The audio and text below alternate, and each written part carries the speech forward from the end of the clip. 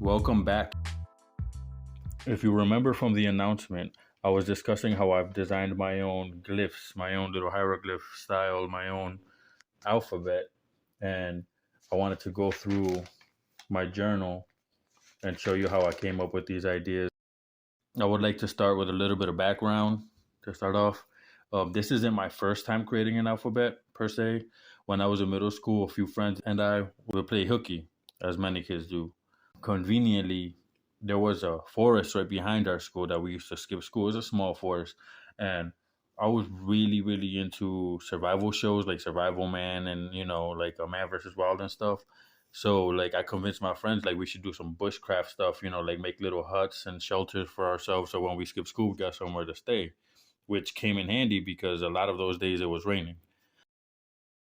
In exploring these woods, we decided to make several different shelters in case we wanted to just stay somewhere else, or if one got discovered by adults, or if we had to run away or something. After making these shelters, we started to name them so we could at least know how to discuss these things, different regions, if we're going to meet up here or there. Ironically, we never named the forest itself.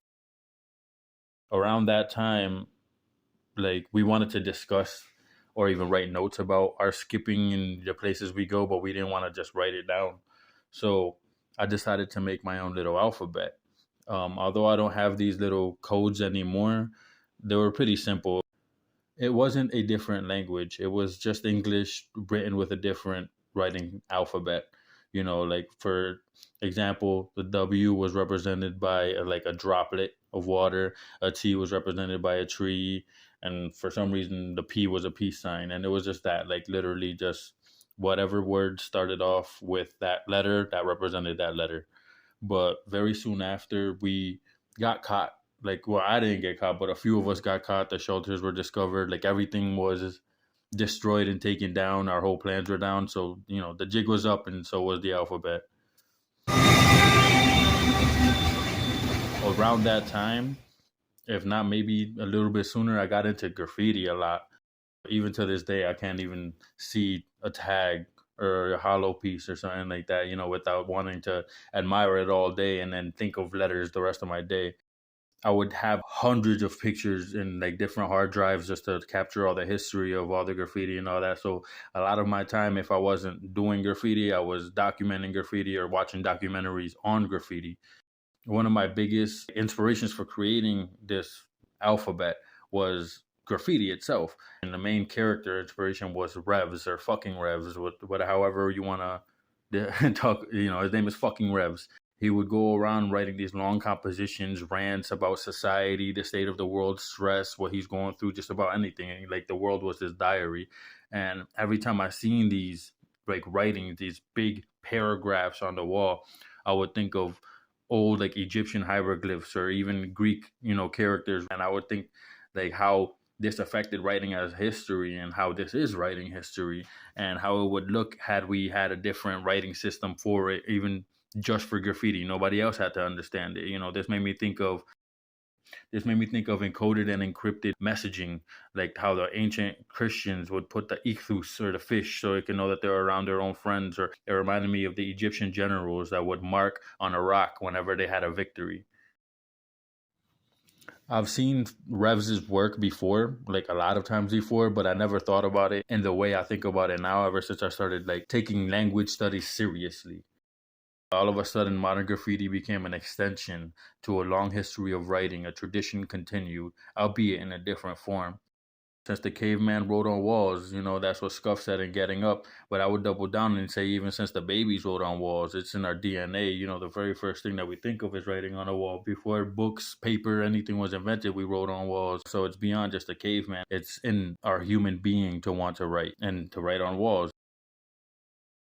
Much of my focus around the time I decided to take on this project was just language studies and graffiti documentaries. If I wasn't spilling ink into a sketchbook, I was watching videos on linguistics or my nose deep into a language history book. They started to blend together. From Geoffrey Chaucer to William Shakespeare, Noah Webster to Benjamin Franklin, authors discuss what works and what doesn't work, what came and what has gone. Because graffiti is already, considered improper part of like hip hop, punk cultures and countercultures, it's already normal to spell in a certain way, like cool, spell it with the K, school, SKULE, that sucks, SUX, graffiti itself called graph, with two Fs. It's simple to want to spell this way because many people already do spell this way, whether it's considered improper or not. It's already something tangible, something legible, and something intelligible enough that it would work.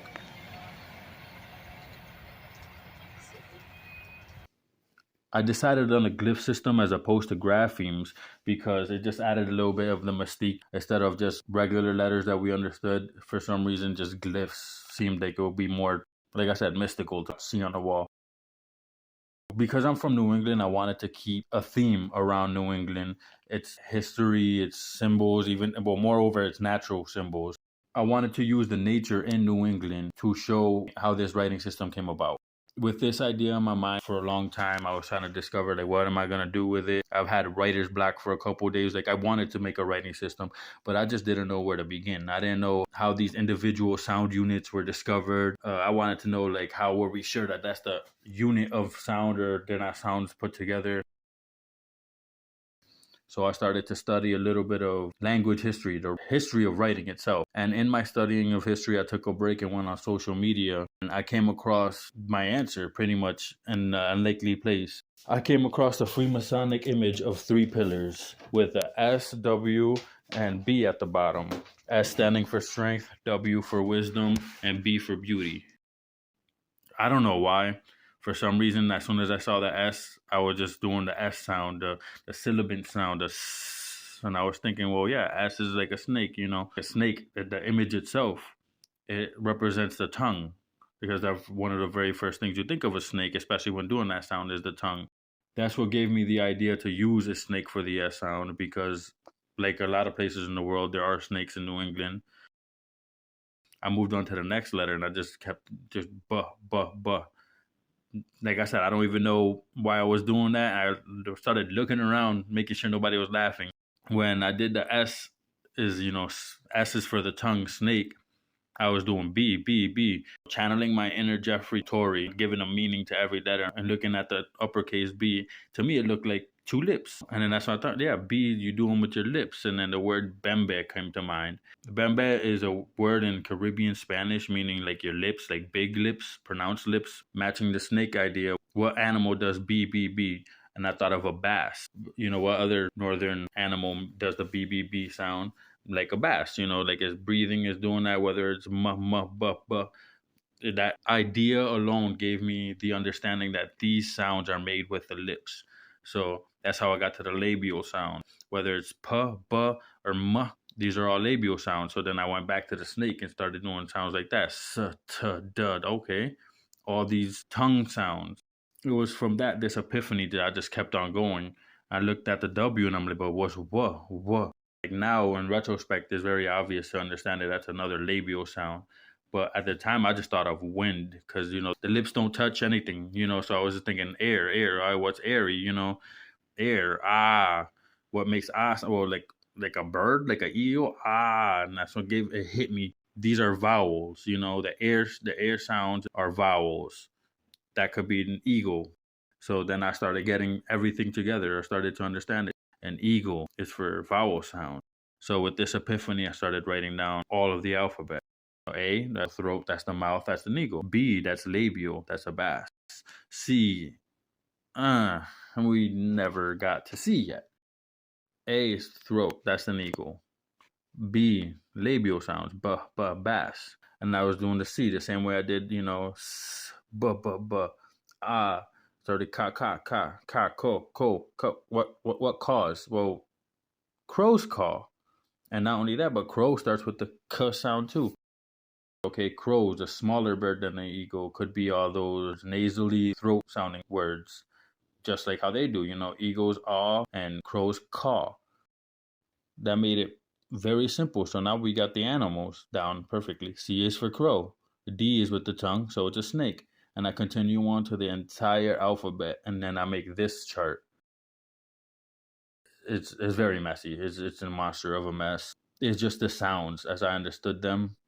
Every sound that we make in English. On the sides, we don't have to really worry about that right now. Just a whole bunch of notes I was thinking of which animal, because before I thought of an eagle, I thought of a wolf howling. For the throat sounds, before I came to the conclusion of using a crow, I thought of a frog. But then I thought of a dog because of its growl.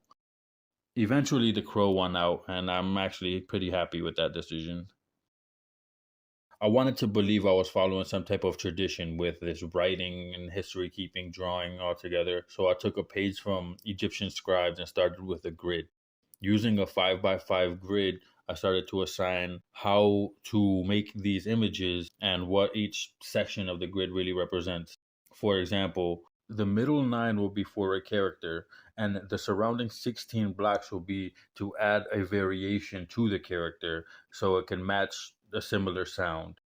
This sounds more complicated than it is, but it's a lot easier in practice.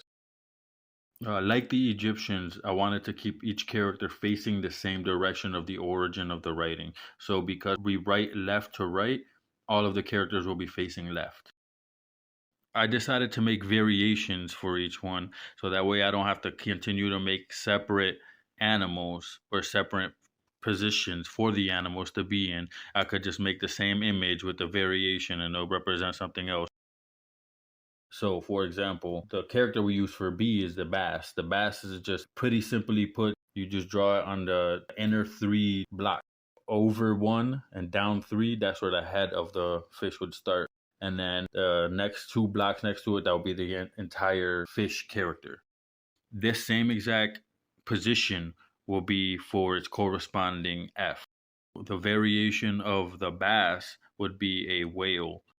We use bass for the plosive labial sounds, that's B, P, and M. For the fricatives, like the more airy sounds, as I was saying with W, the v and f, I decided to make a whale, just keeping it marine, bass and whale. And because Massachusetts has a fishing and whaling history that matches perfectly within the New England theme. For B, which is just a fish facing straight to the left, you go over and down 3 on the grid. That's where the head begins. And the next 2 blocks next to that, you finish the body. In that same exact position, using the outer 16 blocks, the whale swimming straight, looking directly to the left, matching the same position as the bass, makes the V sound, which is the fricative version of a B sound. Matching this up, a whale looking up would make the W sound. And if you put the fish in the same position looking upward, it'll make the M sound, which would almost be like the opposite. M is just a closed mouth, where W is the open mouth.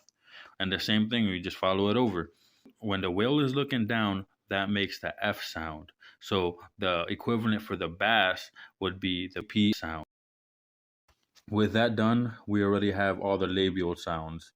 In English, we really only have 6 of them, which is, again, B, P, M, F, V, and W. Now that we have somewhat of a rule established, moving on to the lingual letters is a little bit simpler. We already established snake as the S. I believe a good variation for a snake would be a dragon or a winged serpent. Moving on similarly as we did with the bass, if we would move over on the grid 3x2 to start the head of a snake, and literally just from that position, just coil around to make a backwards Z in the middle 9 blocks, that would give us the S sound. If we add a feathered hairdress and wings to it, that would give us the Z sound. So with the same character, depending on how it's dressed, gives us different sound. I wanted to continue with this pattern of using the voiced variant to be dragon and the unvoiced variant to be snakes. But this immediately came to an issue because while I was still studying the history of languages and sounds, and I started getting deeper and deeper into different sounds made in different languages and dialects, I came to understand that there's about 4 different versions of the T sound, or you could even add it to the D sound. There's different R's. So even if I wanted to keep everything in a system of the dragons are for the voiced and the snakes are for the voiceless, this T already has 4 different variants and they're all voiceless. The same thing that came about when I was doing the D, because as I did the D, for example, like going over 1 and down 1 to start the head, you essentially just draw a D in the middle 9 blocks. I decided to make the inverse or the dragon form of the D into the J sound, because D gives us the word dragon and J is the sound we make when we say dragon. So to match this decision to make J the dragon version of the D, I made the ch sound the dragon version of the T, because the same way D is just a voiced T, J is just a voiced chi, for example. While I was going through the details of D and T, how they match up with J and Chi, I decided to make an extra stylistic variation for the letters or the characters, because I still haven't approached on how there's different T's or D sound, as I was saying. So what I have added was a rattle at the end of the tail of a snake. So that would be the third variation style, at least when it applies. So if the T is just a snake with the tail wrapped up behind it, and the chi sound is the same thing but the dragon, well, if it's the snake with the rattle, then it does the lesser or falling T sound. For example, the T at the end of cat or flat. Anytime you end a syllable with a T sound, they consider that like a weaker T sound compared to the true T. I did the same exact thing with the D. I added a rattle at the end of the D so it could do the R sound. And words like we would say in American English, bottle, waddle, battle, any of that R sound, that's what the D with the rattle would signify. So I wanted to originally put an S letter and then the sh to be the dragon form of that, and the Z to have the j as the dragon form of that. But because we already put S and Z together, I had to make an entirely new character for each of these. Initially, I wanted to put them together. Sh and j is the voice version of that. But I wanted to follow up what I did with T and the D. So the D curls in on itself, and then facing in that direction, like the tail facing to the left, gives us all the voiced versions of those. And then the T curls out and away from itself. So I wanted to make all the voiceless sounds to be in that, the tail aiming to the right. So almost to copy the T, but instead of curling all the way around, leaving the middle empty, I curled it closer together and had the tail pointing out directly. That's what gives us the sh sound, the sh sound. And doing the same thing, curling it in tightly and pointing the tail out to the left, almost like the D looking letter, that's going to give us the j sound and vision. It was while I was working on the SH and ZH sound that I was thinking of other sounds that we use in English that are very prominent, but we don't have letters for. The sounds for the TH sound came to mind, the and the voiced and voiceless lingual dental fricative. Because I wasn't able to put the sh and j with S and Z, I decided to put the sh and j with the and the. The voice version of the lingual dental fricative the sound will be put with the ZH sound, the j sound, as the snake version. The j would be the dragon version. In that respect, the unvoiced TH sound, the one in thing and bath, that one is going to be coupled with the SH sound, with the SH variant being the dragon and the voiceless TH variant being the snake. The next few letters that came to mind were Y, L, and R. I wanted to keep the L and R coupled because L and R are often mixed up, especially when it comes to learning English. For example, Easterners who mix up the L and R in certain languages. I wanted to keep Y and R connected because those are semi vowels. Y and R are considered semi vowels because they don't necessarily touch any part of your mouth. It's almost like a vowel. Y could be used as a vowel and R colors vowels. When you want to think of R as a vowel, all you got to think of is certain non-rhotic accents, like certain British accents, the Boston accent, New York accent, the ones that don't pronounce the ah. But that's what makes R a semi-vowel. What made me go against this decision to make R, Y, and L together is because I started to learn that there's different variations of these sounds. Like the same way there's different T's and the D's, how we went over that. Well, there's, as we were just talking about, the R and the non-rhotic R. Similar to the R, the L has a different variant called the dark L. I'm not going to get into the dark L so much right now, but I will continue on to what I did do is I made the R into its own character all by itself. I kept the L and the Y together because the way I drew the character with it coiled at the bottom and sticking up just looked like an L to me. and just the way we say coil, the y and l sound at the end, and it looks coiled. It's a good hint at what the character would symbolize.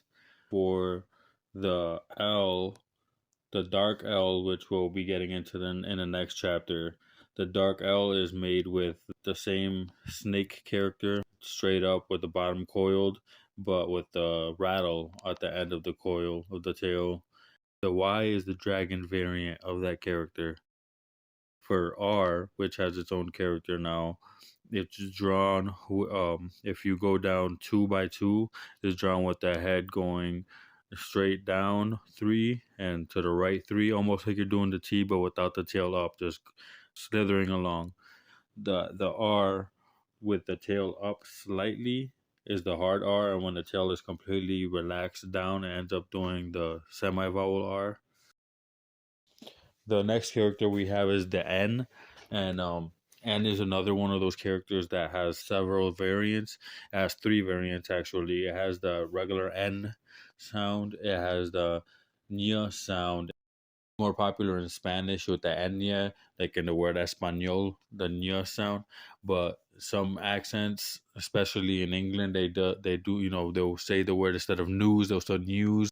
The way they pronounce their N, when it's coupled with a U sound, they'll do the Ñ sound, that Enye sound from Spanish. When the N tail is sticking up slightly with the rattle, that's going to give us the Ñ sound. The third variant, which is easier to argue in favor for, is the Enye sound. The dragon variant of the N is going to be the Ng sound. In English, running, carrying, the Ng sound. As a quick aside, I want to briefly go over some of these failed glyphs I created. Not necessarily failed, but the concept behind them was switched as I was doing them.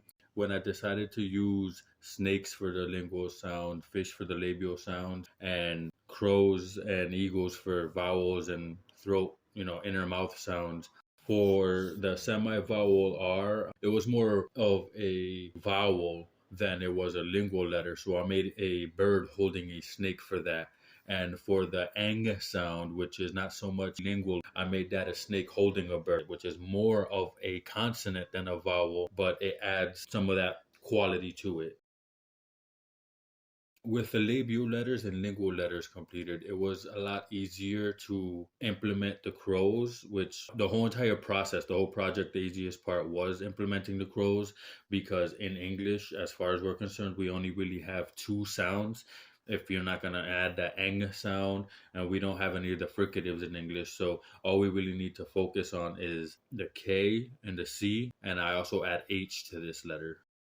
Unlike the bass and the snake, which is really just like a long character, which only has like one motion, you can only bend it certain ways or face it a different direction, the crow has 2 wings. So I tried to do it like some type of semaphore of writing.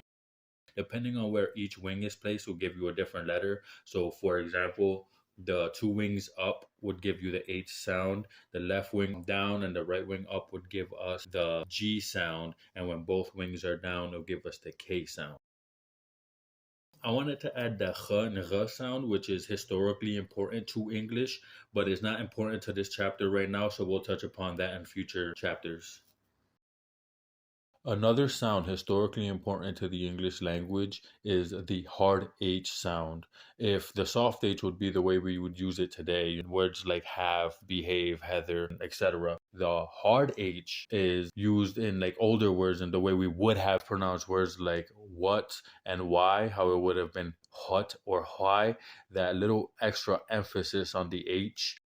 Another more modern, somewhat local example of the hard H would be in Spanish. In Spanish, some accents pronounce it like the word bone, like huesos, or they would, pronounce it de jueve. That little extra constriction you do when you make the H sound, that is the hard H. But because these are 2 different sounds, from English and Spanish, would have been technically 2 different phonemes. So that would have been an extra variation for the H. So I decided to just leave the hard H's for a future chapter. And what I did add to the H A variation to the H somewhat is the Glottal Stop, which is still very much in use. Whether you want to talk about British accents that would say words like battle, bottle, or little, and even in the American English accent, when we say words like Manhattan or Latin, we tend to have a little gap, that little stop of air in our throat. That is the Glottal Stop. That is very much like our H, so I had that coupled with the H. The vowels are a lot like those nasal throat, back of the mouth sounds, the C, H, and G. And because C, H, and G are a small amount of letters, I didn't want to just make them variations like how I did the voice and all that with the S and Z, because C and K would have been the same glyph.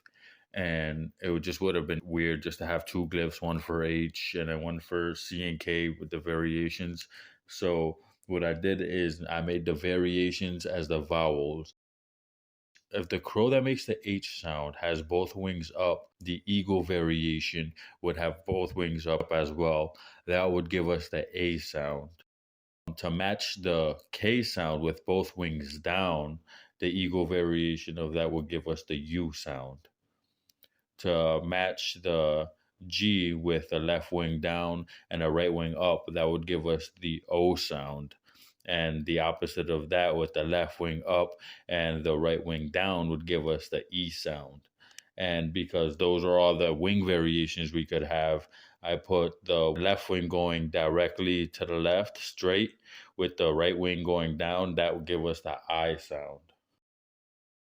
I know I wanted to make this alphabet as phonetic as possible, but because vowels and vowel spaces are just a lot more difficult than consonants, and because admittedly I didn't know as much about vowels, I kind of just let the vowels as they are, just the regular five vowels. I was experimenting with making different little hats or headdresses for different diacritics, but because English doesn't have any diacritics in it, I didn't want to assign diacritics and without understanding, oh, this is the or ooh or sound. I didn't want to just start assigning them without anything assigned ahead of time, if that makes sense. There shouldn't be a glyph if we don't have a system to it already. So I abandoned the idea of having diacritic headdresses for the eagles and just left it the regular five vowel. As a quick review, we have the labial letters represented by the bass and the whale. We have the lingual letters represented by a serpent and a winged serpent.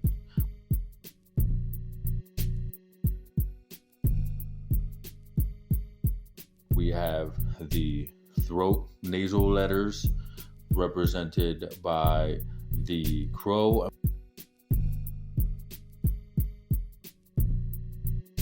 And we have the vowels represented by an eagle.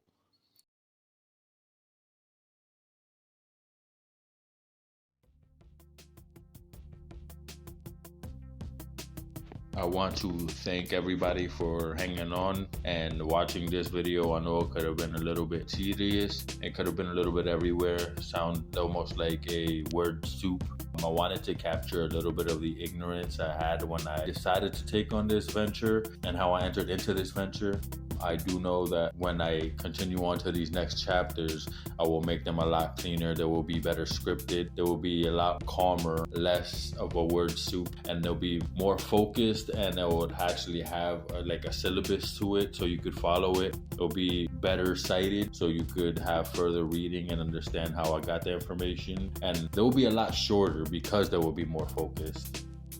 This is my first time making a video like this, so I had to go back and tweak the script a few times, go off the script a few times.